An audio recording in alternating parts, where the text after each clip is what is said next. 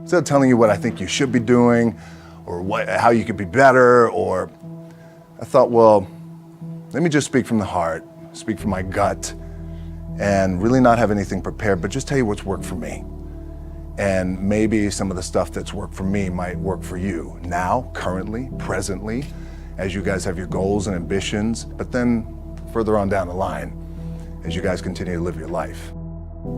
This idea and this notion that you could be anything you want, you can accomplish anything you want, right? We hear that. You've heard that from the time you were little boys. You hear that now. You're already incredibly accomplished.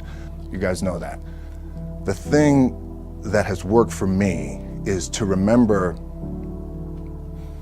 the hard times. So, and I'm sure you guys all have your processes. And again, I'm going to tell you what's worked for me. So before a big movie comes out, before, back in the days when I was wrestling with WWE, a WrestleMania match, anything big that would happen, I would always take a moment and I'd just remind myself, all right, I was evicted when I was 14. We were kicked off the island. We couldn't live in Hawaii. Had no place to live. A lot of shit happened then when I moved to Nashville. I was arrested multiple times by the time I was 16 years old. I would remember that, and it allows me then to be present in the moment and understand, holy, the stuff I have around me right now, this is the shit that I dreamed of when I was a kid. I am here. I played for University of Miami, played for great teams. Warren Sapp, Ray Lewis, they were my teammates. They were balling. Warren Sapp was playing tight end that time. I was starting defensive tackle. Yeah, they moved him over to D-line. And he looked at me, he's like, yo, dude, I'm gonna take your spot. And I said, you ain't taking my spot. He said, I'm gonna take your spot. I said, no, you ain't. We battled, and he took my spot. Now you can imagine how that with me, because there goes my opportunity. He went in, switched to defensive tackle, lit the world on fire. Well, what that did, it crushed me, it crushed my dreams. I had a piss poor senior year, zero production, no NFL, no combine invite, nothing. Finally went to the CFL, Calgary Stampeders, making $250 a week Canadian. Now I had to send that home to my wife at that time. Had no money. So I remember that. When I got cut from Canada, my dad in his pickup truck came down 4 o'clock in the morning, picked me up in Miami from Tampa. We lived in a little apartment in Tampa. He drove down in his little pickup truck to Miami to get me when I was cut from the CFL. And I thought, well, I leave home like you guys left home. I'm ready to tackle the world, to get after it, achieve my dreams and goals. Crushed by 22, 23 years old. Now I got to move back in with my mom and dad. I played on great teams though. Wait a second, this is not supposed to be my future.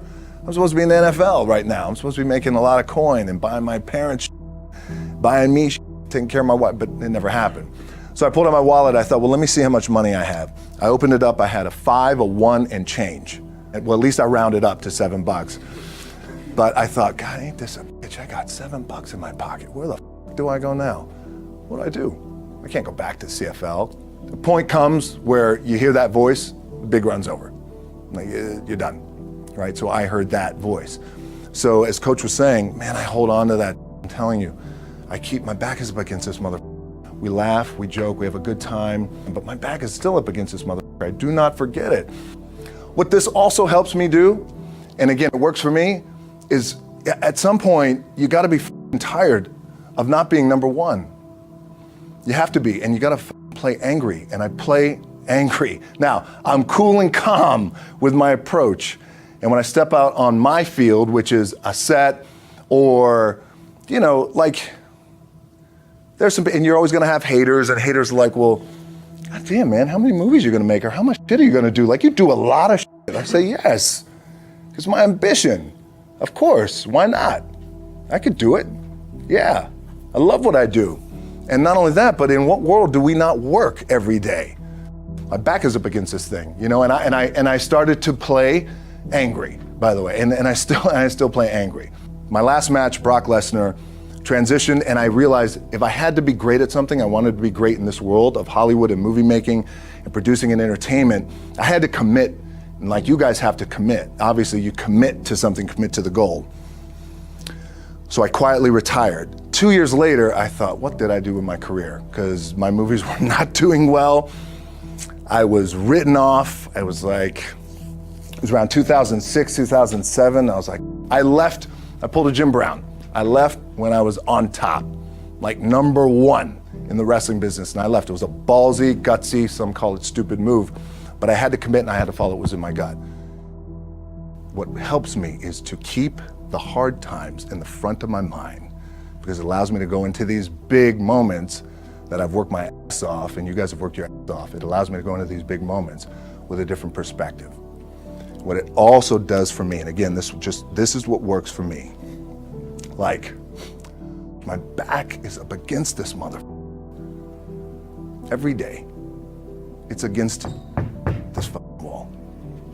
But it's up against this mother, because it's what I believe in. And when my back is against this mother, then there's nowhere to go. But that way. That's it. Doesn't mean you don't smile. Doesn't mean you don't laugh and joke, right? You're happy. I'm a happy guy. But when it comes to business and when it comes to executing, it's up against this. And I got to go that way. And I don't give a fuck who is in front of me. They're not going to stop me. The key for me was, where does it start? What's the anchor? What's the anchor? So I could have all these ambitions, and you guys have all these ambitions, which is great. It's important. I'll play this role, you'll play that role. I'll execute this thing, and it'll come out this summer. You guys will execute this thing during the summer, right, when it's time to really put in a lot more work.